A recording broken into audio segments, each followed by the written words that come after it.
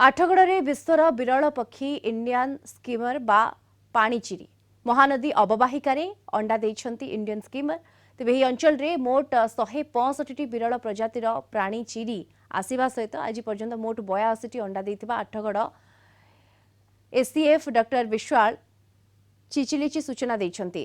ତେବେ 82ଟି ଅଣ୍ଡା ମଧ୍ୟରୁ 35ରେ ଛୁଆ ହୋଇଛନ୍ତି। ଏବେ ବନ ବିଭାଗ ପକ୍ଷରୁ ସେମାନଙ୍କୁ 24 ଘଣ୍ଟିଆ ସୁରକ୍ଷା ବ୍ୟବସ୍ଥା ଯୋଗାଇ ଦିଆଯାଇଛି। ମହାନଦୀ ଅବବାହିକାକୁ ଯିବା ଲାଗି ସ୍ଥାନୀୟ ଲୋକେ ଓ ମତ୍ସ୍ୟଜୀବୀଙ୍କୁ ବାରଣ କରାଯାଇଛି। इंडियन स्कीमर बा पाणीचिरी चढ़ई एटा एक विरल प्रजातिर पक्षी जार कंजर्वेशन स्टेटस है एंडेंजर्ड जोटा कि आमर ग्लोबली बा पृथ्वी रे तार नंबर है मात्र 3000 रु 4000 सीमित।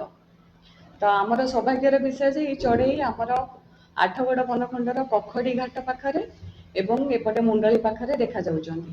सेमाने आम ए एरियाटी को तांकर बासस्थली हिसाब से नहीं आपको सुइटेबल भाभी सेमानकर अंडा दबा जगह हिसाब से आमर कखडीर बारुणी घाट पाखरे थिबा महानदी पठारे जो बालीचर अच्छी सेटा तांकर बासस्थली एवं नदी मझीर जो बालीचर थाए सेटा तांकर बासस्थान हिसाब से अत्यंत तांको पई कि उपयोगी।